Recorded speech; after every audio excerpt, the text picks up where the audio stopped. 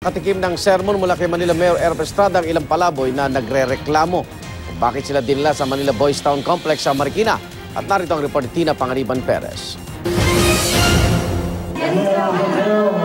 Kinumusta ni Manila Mayor Erap Estrada ang mga palaboy sa Maynila na dinala sa Manila Boys Town Complex sa Marikina City. Kaya ako nagpunta dito para malaman ang katotohanan. Ang report sa akin, kumpleto pagkain nyo. Kaya nila nagsabi, 3 beses ang araw pagkain nyo. Almusal, tanghalian, hapunan.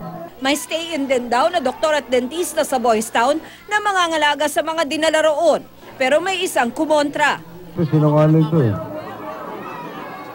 Hoy! Walang puporma dyan ha. Walang mga puporma, sinungaling ka. Lahat ito nagsasabi, may doktor eh.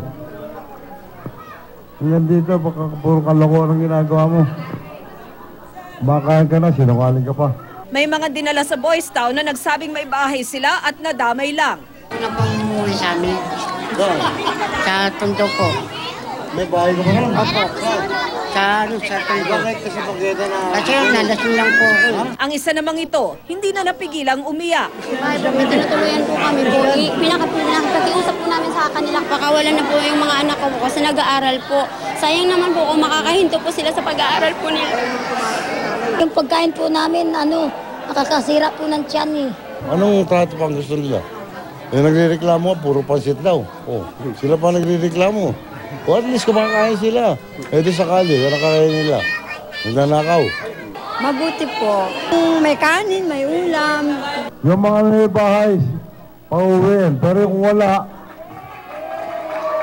Kontra naman ang bayan muna sa pagkuha sa mga palaboy. Kung kaya raw ng pamahalaang gumastos ng 10 bilyong piso para sa APEC, bakit di raw nito kayang gumastos kahit para sa simpleng pabahay lang? Merong tingin namin utos na galing sa Malacanang, no? In preparation for APEC nga. At kaya nakakalungkot ito at nakakagalit dahil parang sinasabi na rin natin na ang maging mahirap sa Pilipinas ay isang krimen, no? Nauna nang sinabi ni Deputy Presidential Spokesperson Abigail Valte na kahit walang international event ay may proyekto talaga ang DSWD para sa mga street children at street dwellers. Sagot naman ng Manila Social Welfare, reach out operations ang ginagawa nilang paglilipat. Ang mga walang bahay ay mananatili roon para maturuan ng skills para makahanap ng hanap buhay. Para sa unang balita, Tina Pangariban Perez reporting.